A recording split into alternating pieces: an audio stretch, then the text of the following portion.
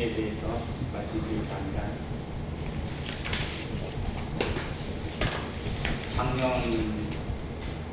11월 달에 강단에 서서 간증을 드린 적이 있습니다. 그 뒤에 또 처음 뵌 성도님들도 계시고 해서 잠시 소개를 다시 한번 드리겠습니다. 제 이름을 다 아시겠지만 조성준현대라고 합니다. 그리고 저는 2014년도 봄에 예수님을 영접하고 구원함을 얻었습니다. 그 이후로 저희 교회에서 주님을 섬기고 있습니다. 저는 처음에 주님을 영접하게 된 계기가 저희 처가와 연결이 되어서 저희 교회에 오게 되었고 그 뒤로 주님 섬기고 있습니다. 전주에 결혼하고 전주에 왔었는데 그 전에는 제 고향은 김제였고 저희 당초 저희 본가는 주님을 믿지 않는 그런 가정이었었습니다. 시골에서 부모님께서는 농사를 지으면서 살림을 하셨고 저는 주말에는 부모님을 도와서 교회는 가지 않고 부모님을 도와드리며 그렇게 생활을 하였습니다. 지금 저희 어머니께서는 제 집에는 어머니 혼자 지금 계시는데 어머니께서는 미신을 믿으셨습니다.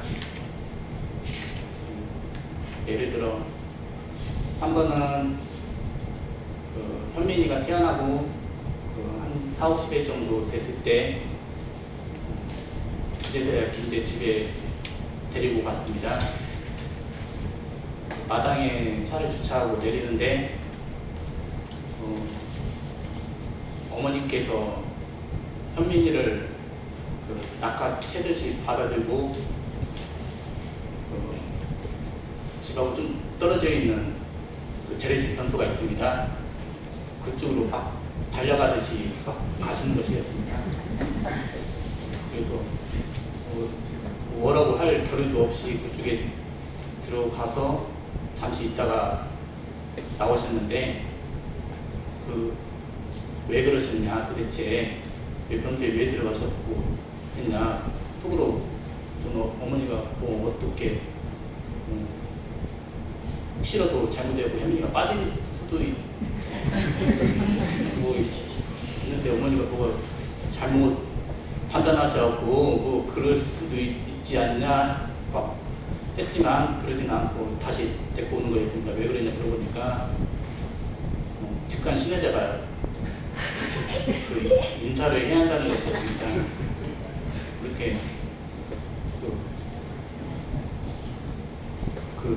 미신을 믿는 가정이었고 밥을 먹을 때도 밥그릇에 멀리서부터 이제 구조로 밥을 뜨면 안 된다. 가까이서부터 떠야 독이 안 들어간다. 밥을 먹을 때마다 저에게 그렇게 말씀을 하셨습니다. 그렇게 어린 시절에는 그렇게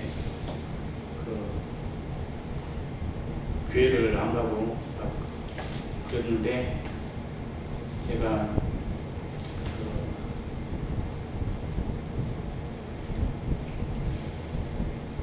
어머니께서 이제 잠시 말씀드리자고 하면은 그렇게 안 아프다고 현민이가 그렇게 인사를 해야 안 아프다고 했는데 현민이는 2달도 안 돼서 예수병원 3번을 입원을 어머니 당황하셨습니다. 네. 근데 그렇게 고집을 안 꺾으시고 저 또한 어머니를 닮아서 고집이 셌습니다. 학교에서 어렸을 때는 선생님께서 교회를 갔다 오고 얘기를 쓰라고 그런 적이 몇 번 있었습니다. 또 그때는 얘기 검사도 하고 책정도 했습니다. 그런데 다른 것들은 말씀을 잘 들었지만 교회에 가라 그런 거에 대해서는 절대 안 가고 그 0점을 계속 맞았습니다. 선생님께서도 고집이 있으셔서 누가 이기나 했는데 저는 끝까지 안 갔습니다. 그런데 참 좋으신 선생님이었는데 그거 선생님도 어떻게 할 수는 없다 생각을 하셨는가 봅니다. 이렇게 안 가고 좀 있다가 자진해서 교회를 또 간 적은 있습니다. 하지만 잠시 몇 번 갔다가 또 안 가게 됐는데 그때 이제 교회 선생님께서 지방까지 오셨는데 그때에도 절대 뭐 나무 목석처럼 앉아서 선생님께서 30분이고 거의 1시간 가까이 이야기를 하셨는데도 안 가서 꼼짝도 하지 않았습니다. 그렇게 마음이 딱 자기 고집으로 또 뭐가 받아들여질 그런 틈이 없었던 저였던 것 같습니다. 예수님을 만나게 돼서 교회에 아까 왔다고 연결됐다고 말씀드렸는데 그렇게 학교를 졸업하고 직장에 다니고 그런 후에 어머니께서 에스더 자매를 한번 만나보라고 했습니다. 아는 사람을 통해서 만나보라고 하셨는데요. 그때가 2011년도 가을 정도 됐습니다. 자매가 주님을 섬기고 교회에 다니는 것은 알고 있었습니다. 그럼에도 만났었는데 처음 만났을 때는 그 뒤에 연락을 안 하고 한 2주일 정도 연락을 제가 안 했습니다. 그런 후에 어떻게 또 2주일 뒤에 연락을 해서 한 4, 5개월 정도 만남을 가졌습니다. 그런데 그 뒤에 헤어지게 됐는데 보통의 경우에는 여자가 남자에게 헤어지자고 많이들 했었습니다. 그런데 저 같은 경우에는 제가 에스더 자매에게 헤어지자고 말을 했습니다. 여러 가지 핑계를 대었었죠. 혼자 있고 싶다, 여러 가지 핑계를 대고 있었는데 중요한 얘기를 그때 당시에 정작 헤어지는 이유에 대해서는 크게 말을 하진 않았습니다. 뭐냐면은 저도 부담이 있었습니다. 그때 당시에 믿지 않았던 상황이었었는데 에스더 자매를 여러 가지로 같이 생활하고 하면은 부딪히는 것이 많고 그래서 처음부터 그냥 만나지 말자 하고 자매에게 헤어지자고 말을 했습니다. 또 에스더 자매도 믿지 않는 사람과 우리에게 만나는 것이 부담이 됐었다고 결혼 후에 그렇게 들었습니다. 그때 당시에 에스더 자매의 자존심이 크게 상했던 것으로 알고 있습니다. 그 뒤에 저희 장모님께서는 살이 빠지시고 집에서 거의 매일 부대끼셨다 그렇게 들었습니다. 그런데 한 2년 정도 있다가 또 연락 온 것은 저였습니다. 또 그 믿지 않는 사람이다 하더라도 이것은 너무나 나쁜 사람이다.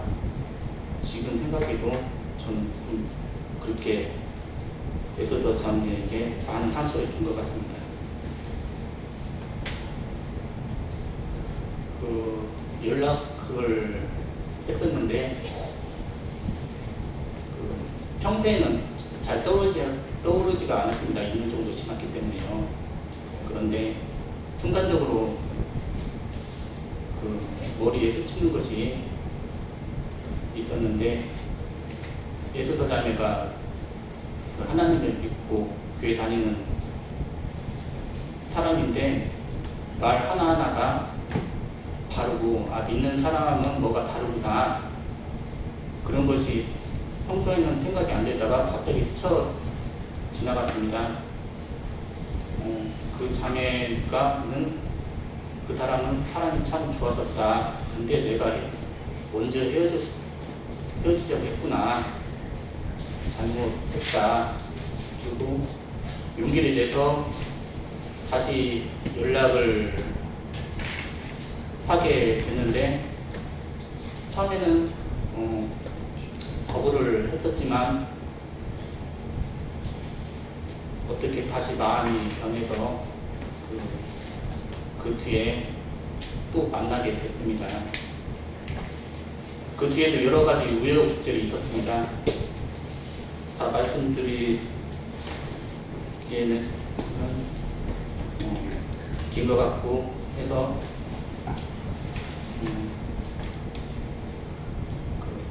여기까지 말씀드리는데요. 그렇게 에스더 자매를 만나게 되니까 다시 만나게 되니까 기존에 제가 가지고 있던 그 자만심 같은 것들이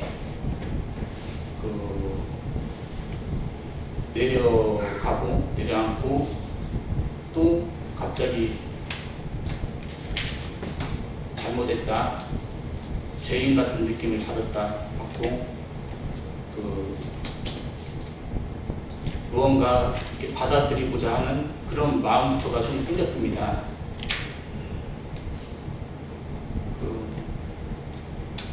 크게 지금 생각을 하면 크게 봤을 때 아무래도 그때 당시 처음 만났을 때 제가 자매하고 생활을 했을 경우 금방 무너졌을 수도 있었을 것입니다. 근데 하나님께서는 그 때를 기다려 주신 것 같습니다. 그리고 또 이렇게 주님을 알 수 있게 기회를 주셨다고 생각을 합니다. 그런 후에 구도자로 저희 교회에 나오게 되었습니다.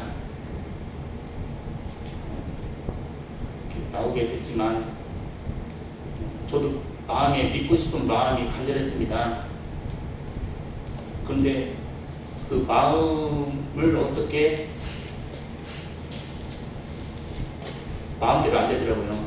표현하기가 어렵지만 제 마음대로가 안 되었습니다.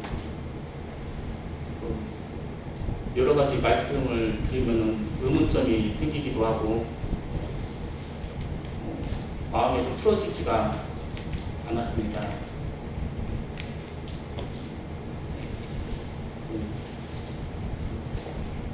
또 성도님들께서 여러 좋은 말씀도 하셨고 그러셨는데 사라가 아들을 낳을 것이라고 창세기에 그 천사들이 찾아와서 이렇게 아브라함과 대화를 하고 말하는데 사라가 속으로 비웃고 자기가 이미 노쇠하였는데 내가 무슨 더 큰 영광을 바랄 것이냐 그렇게 여긴 거와 비슷하게 내가 내 자신을 아는데 바늘구멍이라도 들어가겠는가? 말씀이 나에게 정말 와닿을 수 있겠는가?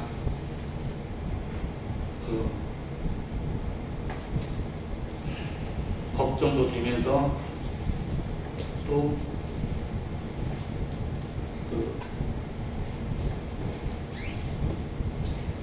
의문도 많이 생겼습니다. 하지만 하나님께서 능히 못할 일이 없으신 것과 같이 이윽고 이 불쌍한 저 같은 자의 마음을 열어주셨는데 그때 당시 저도 좀 놀랐습니다. 여러 형제님들께서 성경 말씀을 보여주시면서 알려주셨는데 제가 진정 죄인임을 깨닫고 또 주님의 희생하심으로 구원받은 사실을 그때부터 받아들이기 시작했습니다. 로마서 3장 말씀에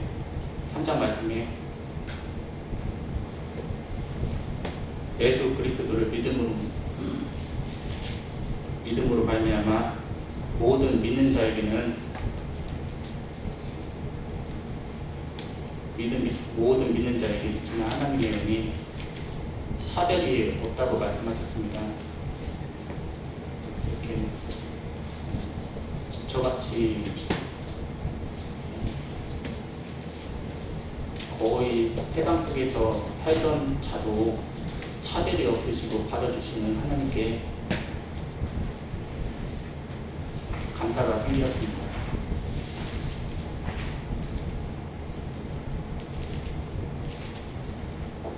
그리고 말씀 구절을 하나하나가 또 마음에 와닿게 되었는데요.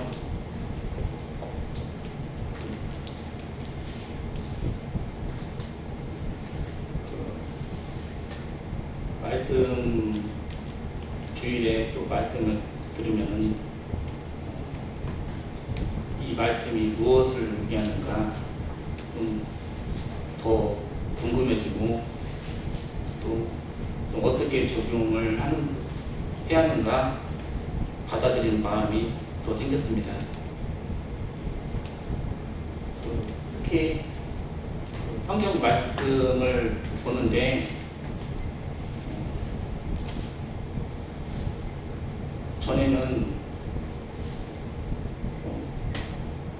들어도 또 봐도 그냥 한 귀로 듣고 한 귀로 흘렀다지만 또 눈에 안 들어왔다지만 성경 말씀을 보는데 요한복음 5장 39절에 이 성경 말씀이 예수님께서 직접 말씀하셨는데요. 성경이 예수님은 증언하신 것이다 말씀하셨고 또 구약에는 모세가 노뱀을 들어 장대에 다닐 그 노뱀을 본 사람마다 다 살게 된 말씀과 또 우리는 다 양 같아서 그릇 행하니 각기 제 길로 갔거늘 여호와께서는 우리의 죄를 그에게 담당시켰도다. 그런 이사야 말씀 등을 보면서 이런 것들이 다 예수님에 대해서 말씀하시는구나 이렇게 알게 되고 하나의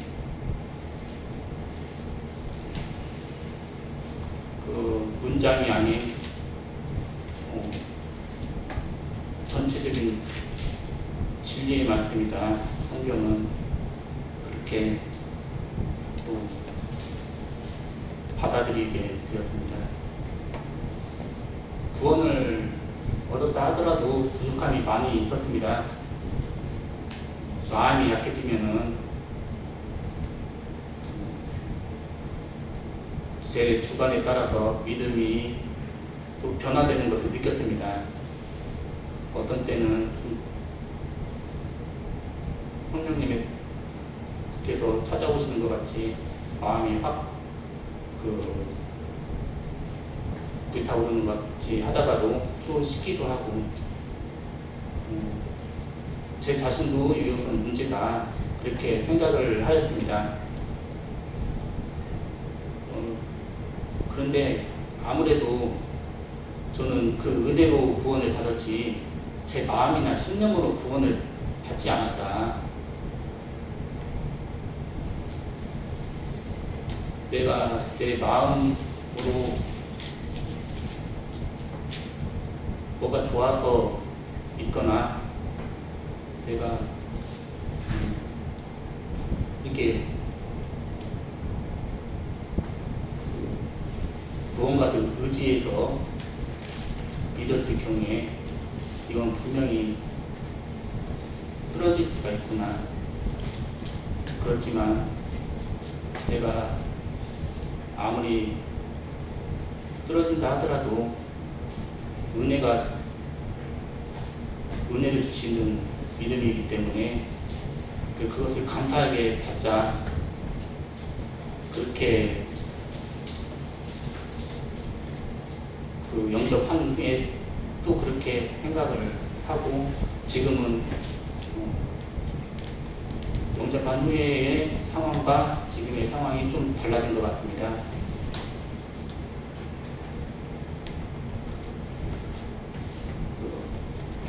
여러 가지 생각을 했습니다.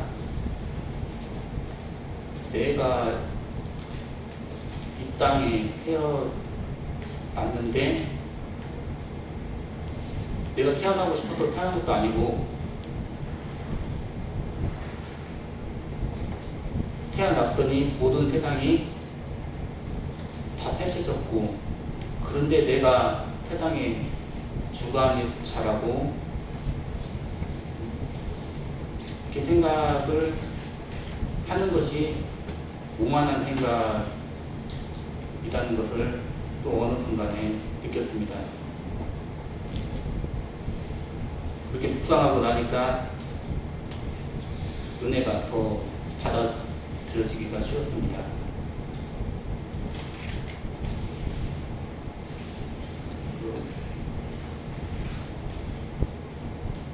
전에 죄인이었으나 제가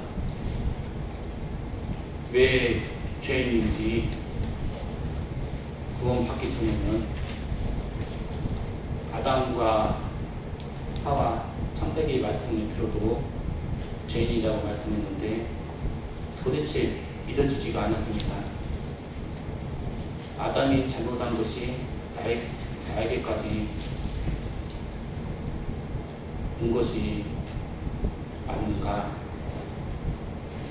그 다음에 죽으면은 거기서 끝나지 천국과 지옥이 있겠는가?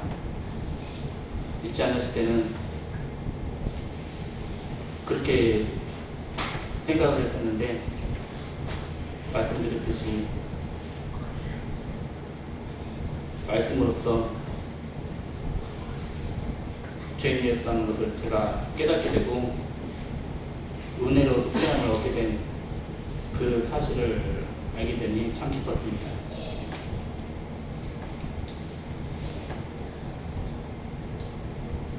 지금은 하나님께서 선물로서 주시는 그 복된 자녀의 신분을 받게 되며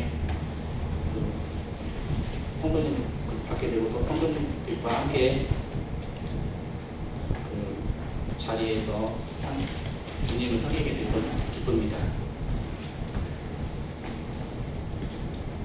제가 작년 11월 달에 간증 시간에 한 가지 말씀을 드린 것이 있었습니다. 생활의 간증이었었는데요. 그 직장에서 있었던 사항인데, 제가 긴제시청에서 근무를 하고 있습니다. 근데 그때 당시에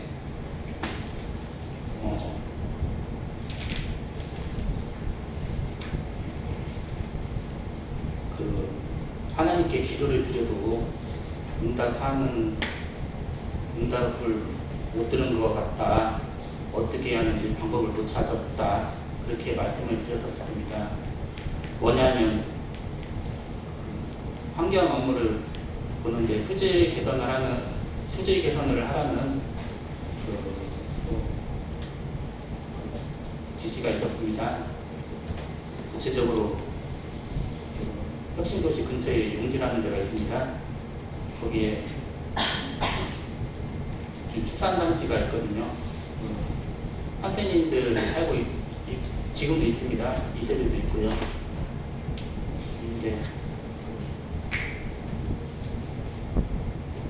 약 한 500억 원을 들여서 3년간 축사를 예발하고 이렇게 업무를 부여받았었습니다.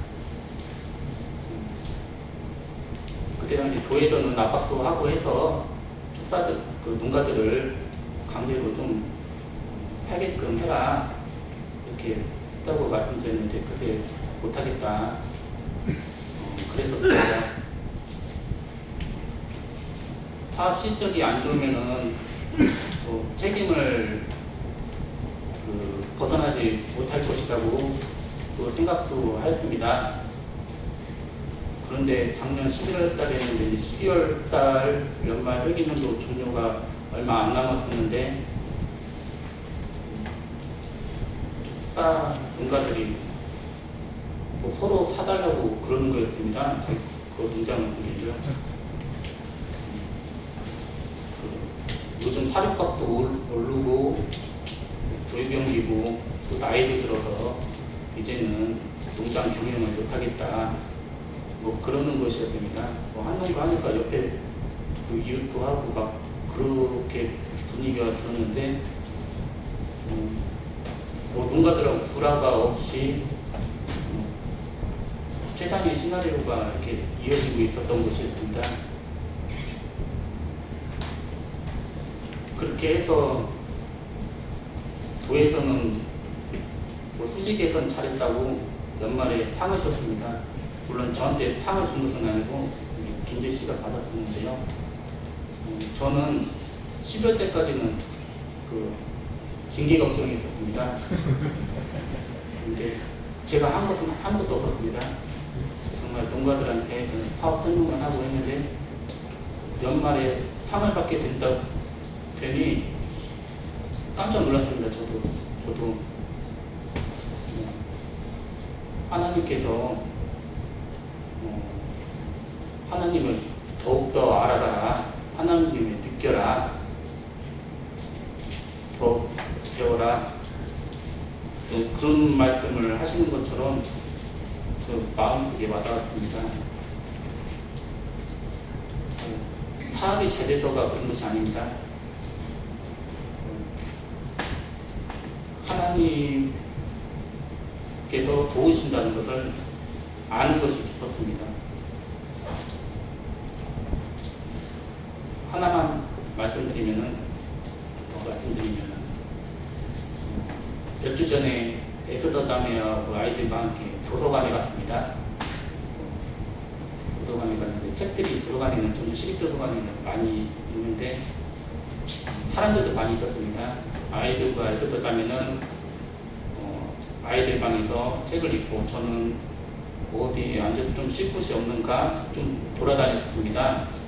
자리가 공부하는 사람도 많이 있고 그래서 자리가 없더라고요. 그런데 한쪽 구석에 자리가 하나 조그맣게 한 자리가 있었습니다. 그 자리 옆에는 또 책꽂이에 책들이 이렇게 많이 있는데 어떤 아무 책이나 한번 읽어봐야겠다 하고 그 자리 옆에 있는 책을 보니까 핵심 성경이라는 책이 있던 거였습니다.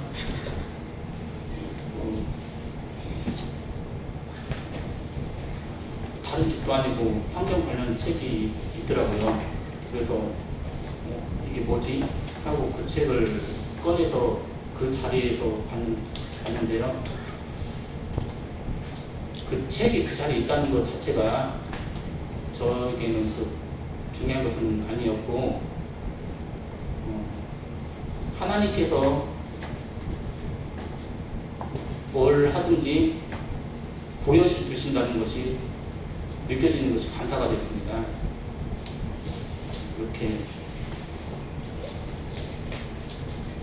이렇게 생활의 속에서 감사가 된다는 사안을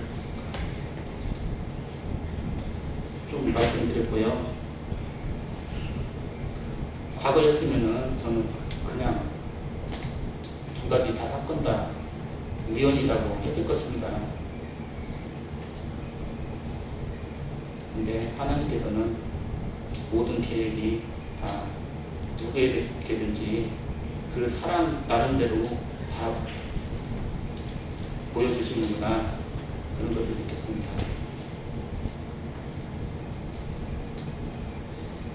저와 같은 자까지도 이제 믿지 않았던 저 같은 자도 이렇게 주님을 믿게 되었는데, 세상 사람들도 희망이 있다고 생각을 합니다. 기회가 되면은 제가 말씀을 잘 다른 사람들한테 전하지를 못하는데,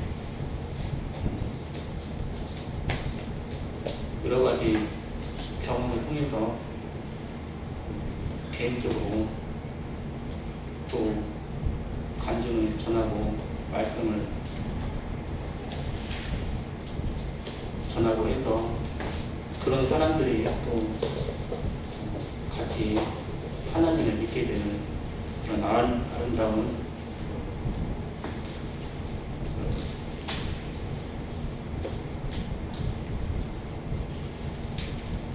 또 놀라운 은혜가 있었으면 좋겠습니다. 마지막으로 성경 말씀 한 구절만 보시고 구원 받았을 때의 그 느낌으로 한번 봉독해 드리겠습니다. 하나님, 요한복음 3장 말씀이십니다. 주님께서 직접 말씀하신 내용인데요. 하나님이 세상을 이처럼 사랑하사 독생자를 죄송합니다.